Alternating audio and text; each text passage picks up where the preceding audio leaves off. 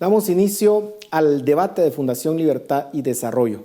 Hoy tenemos de invitados a dos eminencias, a dos personas muy reconocidas en nuestra sociedad por su análisis jurídico, por haber ocupado altos cargos en la función pública y sin duda alguna son referentes en Guatemala. Me refiero al licenciado Gabriel Orellana, abogado y catedrático universitario, y al licenciado Luis Fernández Molina, abogado y ex magistrado de la Corte Suprema de Justicia. Ambos, muchas gracias por acompañarnos esta noche en este debate. Licenciado Fernández, quisiera iniciar con usted. El día de ayer el Ministerio Público hizo una conferencia de prensa en donde explicó de alguna forma el caso que se lleva en contra de Semilla. Ellos argumentan que toda la investigación surgió a partir de una denuncia que hizo un ciudadano por el hecho de que habían falsificado su firma y estaba afiliado en contra de su voluntad en ese partido político, en Semilla. ¿Cómo debió de haber procedido el Ministerio Público en este caso? Sobre todo si se sigue el debido proceso.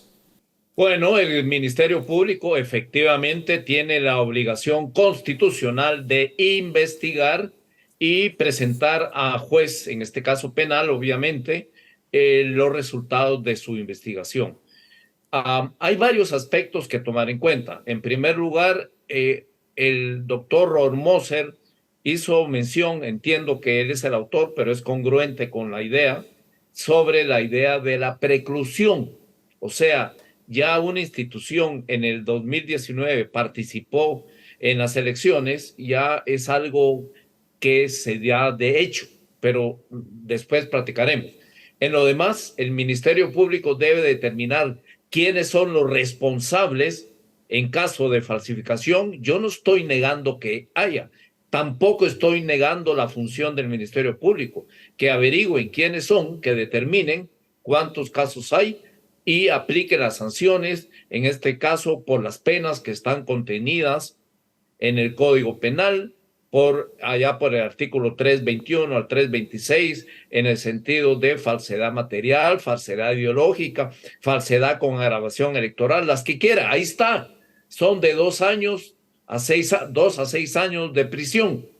Que sigan adelante, que determinen quiénes son los autores o los promotores de esas falsedades, en su caso, y que los condenen. Aquí no tiene nada que ver per se Semilla como institución, sino personeros en lo particular como individuos. Licenciado Orellana, esa precisamente era la siguiente pregunta. Si bien parece que hay un caso, como ya se mencionaba, de falsificación de firmas, ¿se puede partir de ese hecho para cancelar un partido político o no procede? ¿Cuál es su visión? Hay un punto muy importante que dijo Luis y que me gustaría reforzarlo porque le da una perspectiva complementaria pero distinta y que me lleva a la respuesta que usted me hace. Y es que hay un principio que también se llama, que concuerda con la preclusión, que es el principio de que lo inútil no vicia lo útil. En latín, que es como más se conoce en el derecho, es utile per inutile non vitiatur. Viene al caso porque precisamente aquí hubo una preclusión, pero esa preclusión se debe precisamente a este principio que yo les menciono, porque dentro de la dinámica de formación de un partido político es un riesgo contemplado por el propio legislador que pueden existir firmas que no son auténticas, firmas de personas difuntas, etcétera. Tan es así que la misma ley contempla un periodo de subsanación de todos estos posibles defectos.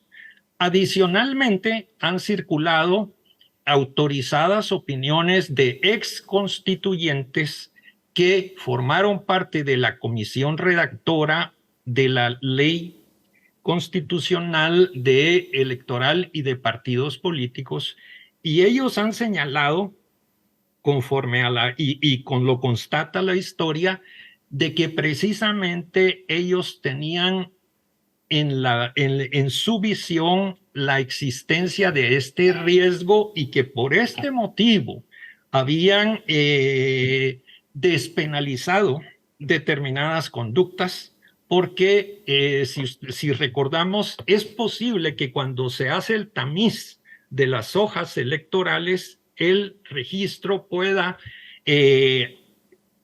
pedir que se subsanen las firmas aquellas que no llenan determinados requisitos. Entonces, por ese motivo, tenemos que explicarnos otro aspecto, y es que los partidos políticos son no solo instituciones de derecho público, sino además personas jurídicas, tal como lo dice la ley. Entonces, esta calidad tan especial existe en nuestro derecho como herencia de la cultura francesa que tenemos. Imagínese usted que si aplicáramos este funesto precedente, les pongo el caso hipotético de que se detectara en la Junta Monetaria que hay connivencia entre algunos de sus integrantes y se declara la existencia de una organización criminal. Esto no va a acarrear la suspensión temporal o definitiva del Banco de Guatemala. Sería, para usar una palabra latina de estirpe, sería estúpido pensar que esto pueda ocurrir. Y tan persona de derecho público es el Banco de Guatemala como tan igual son los partidos políticos. La diferencia es que uno fue creado por la ley y el otro reconocido por la ley electoral y de partidos políticos. Me quedo acá para que podamos continuar charlando del tema. Licenciado Fernández, ya nos explicaba, licenciado Orellana, que digamos se hicieron ciertas salvaguardas para que esto en principio no pasara por un proceso penal, en el entendido que había un riesgo. Sin embargo, si nos ponemos en los zapatos de un ciudadano común y corriente, porque este no es el único caso de un ciudadano que ha sido afiliado a un partido político sin su consentimiento, entiendo que hay muchos casos que en las redes sociales circulan. ¿Qué puede hacer o qué puede esperar un ciudadano que han hecho eso, que básicamente pues han tomado sus documentos, que han falsificado su firma y que lo han afiliado a un partido político? ¿Tiene que proceder la ley? ¿Qué es lo que se tiene que hacer en esas situaciones? Porque tampoco se puede simplemente cerrar los ojos ante esa situación. Bien, el procedimiento para la formación de un partido político nuevo es muy engorroso y muy manual. Me voy a explicar. Hoy día, si queremos formar un partido para las próximas elecciones, necesitaremos 0.03 por MIAR, básicamente más de 27,000 firmas. Y cantidades parecidas fueron en años anteriores. Para obtener ese número de firmas y tener una coordinación perfecta, lo cual es prácticamente imposible, porque hay muchos activistas, muchos procuradores de firmas, muchos listados en esas hojas de 10 nombres. Nuestra población en general no tiene ese nivel de cultura y se puede equivocar en el DPI, se puede equivocar en dónde puso la huella digital. O sea, quiero hacer referencia a una palabra que usó Gabriel, el doctor Orellana, tamizar. Hay un proceso de tamizaje, porque el legislador contempló que se podían dar este tipo de errores. Y ese periodo ya pasó. Gabriel hace mención a la Junta Monetaria del Banco de Guatemala. Yo quiero hacer mención del partido político Vamos en un escenario hipotético. Supongamos que aparecen 2, 3 firmas malas en el partido Vamos. Entonces, todo lo que se hizo a partir del 2020, que tomó posesión el candidato de ese partido, es nulo.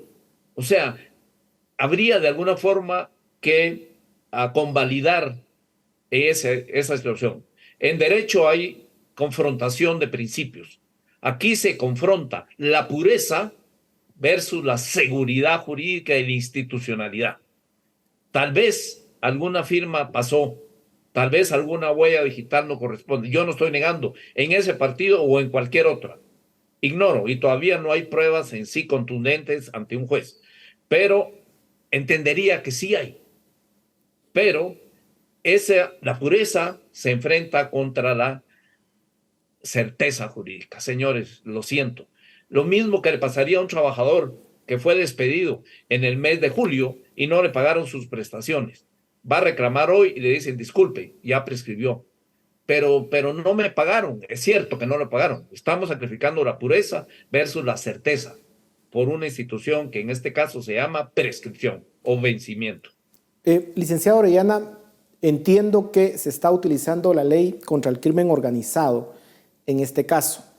Entiendo que se ha sugerido la idea de que en el proceso, dado que se ha pagado por cada firma, entiendo que hay hasta un contrato en donde se pagaba 7 quetzales por cada firma obtenida, y entonces se le quiere básicamente sugerir al caso de que hay lavado de dinero y que por eso hay que utilizar la ley contra el crimen organizado. ¿Procede o no procede, licenciado Orellana? Desde que Guatemala inició su sistema electoral, y me refiero a leyes anteriores a la actual ley electoral y de partidos políticos, y fundamentalmente a ciertas normas de carácter constitucional que se dictaron desde 1956, cuando se proscribió el comunismo y luego se disfrazó con la prohibición de que los partidos políticos pudieran tener vínculos internacionales, con dedicatoria especial para el Partido Comunista y el de Democracia Cristiana. Se han generado en Guatemala ciertas actividades, llamémosle pequeñas y medianas empresas. Luis lo calificó muy elegantemente como de gestores de firmas. Y estas son empresas que forman parte de la sociología política de nuestro país. Y se encuentra usted con que hay personas que simultáneamente le hacen la gestoría o el corretaje de firmas a 3, 4 partidos simultáneamente, y viven de eso porque cada 4 años ellos, con lo que ganan formando un partido político para la próxima elección, esa ganancia la invierten para dentro de 4 años volver a conseguir afiliados para otros partidos. Posiblemente la excepción histórica pueda ser el Partido Revolucionario, el Partido Liberación Nacional, que yo recuerde, posiblemente me equivoque o me quede corto, pero lo que quiero decir es que esto es algo normal dentro de la vida política de nuestro país. Buscar que haya aquí un lavado de dinero es sencillamente ver micos aparejados, como solemos decir los guatemaltecos, y realmente podríamos decir y no descartar que hay hasta una mala intención de parte de las autoridades que están formulando ese cargo delictivo, porque, repito, usted le pregunta a cualquier directivo de partido político existente o pasado, ya desaparecido, y le va a corroborar la existencia de estos gestores de firmas en nuestro país. Licenciado Fernández, algunos indican que si es que se llegara a dar la cancelación del partido Semilla, aunque ustedes ya nos han explicado que sería improcedente, al menos en el corto plazo, lo que algunos sugieren es que en ese caso el presidente electo, la vicepresidenta electa, los diputados electos, los alcaldes electos por el partido Semilla no podrían tomar posesión. ¿Tiene sentido esa aseveración? No, y con mayor razón desde que el día de ayer les entregaron las credenciales que los acreditan como presidente electo y vicepresidente electa. O sea, no tiene ningún sentido, es un sueño de pesadilla en una mala noche de tormenta pensar que no puedan tomar posesión por esa circunstancia. Una cosa es el partido como vehículo para llevar candidatos y otra es ya la asignación y la entrega de credenciales por parte del único organismo que debe regir estas materias, como es el Tribunal Supremo Electoral. Licenciado Orellana, vimos que en el Congreso se apresuraron básicamente a eliminar la bancada de Semilla hace tan solo una semana, algo que tuvieron que dar marcha atrás cuando finalmente el Tribunal Supremo Electoral revirtió la decisión del registro de ciudadanos. ¿Cómo califica esa acción del Congreso de la República? Bueno, déjeme para contextualizar mi respuesta, regresar a algo muy interesante que dijo Luis y que me gustaría complementarlo. Vayamos y tomemos como ejemplo única y exclusivamente al Congreso de la República. Congreso de la República, dice la Constitución, se integra por diputados electos por el pueblo, no dice por partidos políticos.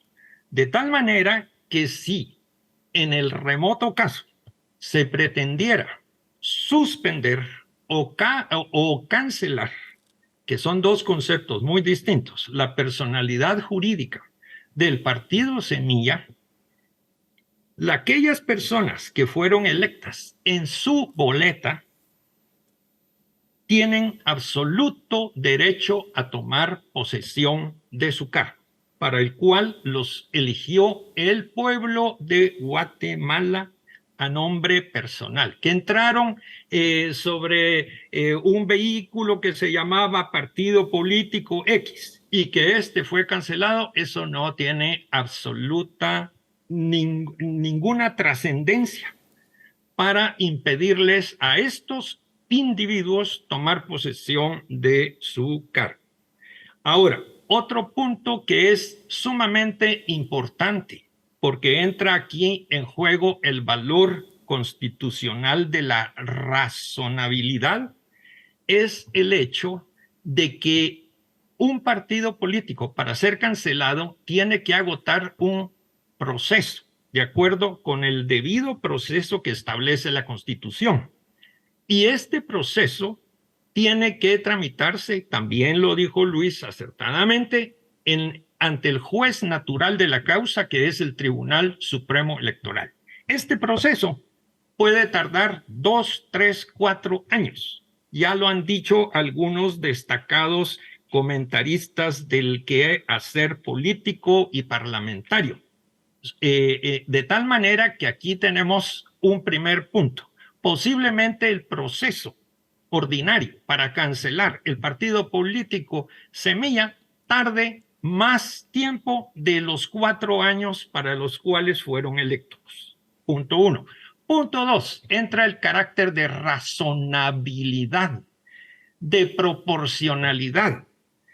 ¿En qué mente cabe suspender temporalmente la personalidad jurídica de un partido que va a ser gobierno, del partido por el cual el presidente de la República fue electo? Y estoy hablando de temporalidad. Se necesita tener muy mala fe contra los valores democráticos de nuestro país para persistir en una idea de ese calibre. Realmente la mala fe es evidente, campea en los más bajos y ruines instintos, así fuera este u cualquier otro partido. Pero más importante que eso, yo creo que tenemos que sacar una lección, que si se permite una maniobra leguleya tan grotesca como la actual, no nos quepa la menor duda que dentro de poco igual van a aplicar este criterio a todas las otras instituciones de derecho público que tiene nuestro país, porque esta teoría cobraría carta de naturaleza jurisprudencial y nos haría la vida imposible para la gobernabilidad del país. Me quedan solamente 2 minutos, pero quisiera hacerle 2 preguntas muy concretas. La primera, al licenciado Fernández, y luego voy con usted, licenciado Orellana. Okay. Licenciado Fernández, el partido Semilla entiendo que ha tratado de acceder más de 30 veces al expediente y se lo han denegado. ¿Es esto normal? ¿Cómo lo califica? Definitivamente no es normal, es una pieza más de este engranaje que ha tratado de bloquear y maniobrar. Estoy totalmente de acuerdo con lo que dice Gabriel, es burda esta maniobra, esta celeridad como la de la Junta Directiva del Congreso, que con un aviso lo iba a consultar cínicamente con el Departamento Jurídico y a la mañana siguiente ya estaba la resolución donde se desconocía.